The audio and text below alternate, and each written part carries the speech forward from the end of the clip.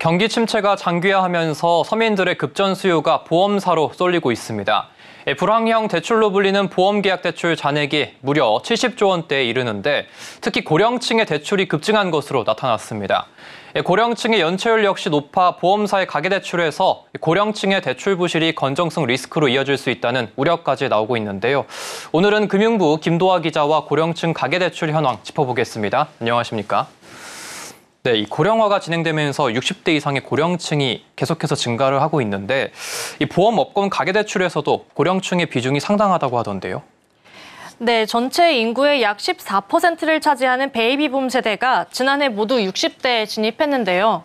보험사 가계대출에서도 60대 이상 고령 인구가 상당한 비중을 차지하고 있습니다. 지난해 12월 말 기준 60세 이상 고령자의 보험사 대출 잔액 비중은 32.6%로 집계됐습니다. 금융업권에서 상호금융에 이어서 두 번째로 높게 나타난 겁니다. 한상용 한국금융연구소 연구위원은 이에 대해서 고금리 장기화와 고령층의 높은 가계대출 연체율 등을 고려하면 보험사의 건전성과 수익성에 부정적인 영향을 미칠 수 있다고 우려했습니다. 최근 한국금융연구소가 국내 보험업계의 고령층 가계대출 현황을 분석한 결과를 내놨는데요. 지난 2013년부터 지난해까지의 코리아 크레딧뷰로 데이터에 따르면 보험업권에서 60대 이상 고령층의 대출 증가율과 대출 잔액 비중은 타 연령층보다 상당히 높게 나타났습니다. 연령별 보험사 대출 현황을 살펴보면요. 최근 10년 동안 보험업권에서 60대 이상 고령층의 연평균 대출 증가율은 7.5%로 가장 높게 집계됐습니다. 보험사들의 전체 가계대출에서도 60대 이상 비중은 지속적으로 증가세를 보였고 지난해는 50대 다음으로 높게 나타났습니다. 2019년에는 보험사 가계대출 중 50대 비중이 36.3%, 60대가 26.4%로 9.9%포인트 격차를 나타냈는데요. 4년 만에 50대와 1.5%포인트 격차로 좁혀진 걸 보면 60대의 보험사 대출이 대폭 늘어난 걸 알 수 있습니다. 60대 이상 고령층의 이 보험사 대출이 이렇게 늘어나게 된 배경이 어떤 것들이 있을까요? 네, 한국금융연구원은 퇴직한 고령층이 창업이나 생활비 마련을 위해서 보험 약관 대출 등 보험사 대출이 크게 늘었다고 보고 있습니다. 은퇴를 앞두거나 은퇴한 60대 고령층이 퇴직 후에 창업하는 경우가 증가하고 있고 또 소득이 급격히 줄면서 생활비 마련을 위한 차입 수요도 늘었다는 설명입니다. 직업이 있다가 없어지면 이제 은퇴를 하면 이제 아무래도 신용면에서 좀 떨어지잖아요. 약관 대출이라 그래서 나중에 받을 보험금을 담보로 해서 대출을 받는 거죠. 어쩔 수 없는 거죠. 은행에 비해서 쉽게 받을 수가 있습니다. 그런 점에서 이제 담보 대출을 많이 늘어나는 거죠. 소득 불확실성이 높은 60대 이상 고령층에서 임대부동산 투자, 창업 등 자영업 진출과 기타 생활자금 마련 필요성이 늘면서 보험사 가계대출이 증가하고 있는데요. 지난해 말 기준 보험업권 대출에서 60세 이상 고령층 자영업자의 대출 비중은 40.4%로 타 연령층 대비해서 가장 높은 수치를 보였습니다. 생계형 대출 비중 역시 60대가 2.71%로 가장 높게 나타났습니다.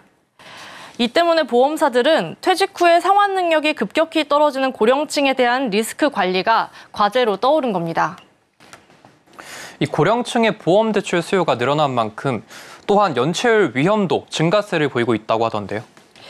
네, 보험업권 연령별 연체율을 보면 60대 이상 고령층의 연체율이 가장 높은 것으로 나타났습니다.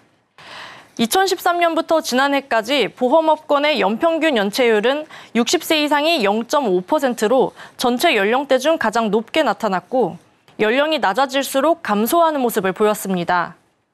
고령층의 경우 취약차주 비율이 높고 자산이 부동산 등 실물 자산에 편중돼 있기 때문이라는 분석이 나왔습니다. 지난해 12월 말 기준 보험업권에서 60세 이상 취약차주 비중은 6.73%로 타 연령층과 비교해서 가장 높게 나타났습니다. 이에 비해서 실물 자산 대비 금융자산 비중은 21.93%로 전 연령대에서 가장 낮은 것으로 조사됐습니다. 고금리로 연체율이 상승해서 은행권 대출 문턱이 높아지자 취약차주인 고령층은 이금융권에서도 상대적으로 금리가 낮은 보험사에서 생활비나 사업자금을 확보하고 있는데요. 대부분 본인 보험 계약을 담보로 대출을 실행했습니다. 또 고령층 자산의 상당 부분은 부동산에 묶여 있어서 금리 상승에 따른 가계대출의 연체 위험이 증가한 것으로 나타났습니다. 한상용 연구위원은 보험사의 가계대출에서 대출 부실이 건전성 위험으로 번지지 않도록 고령층 차주들에 대한 모니터링과 리스크 관리를 강화해야 한다고 제언했습니다.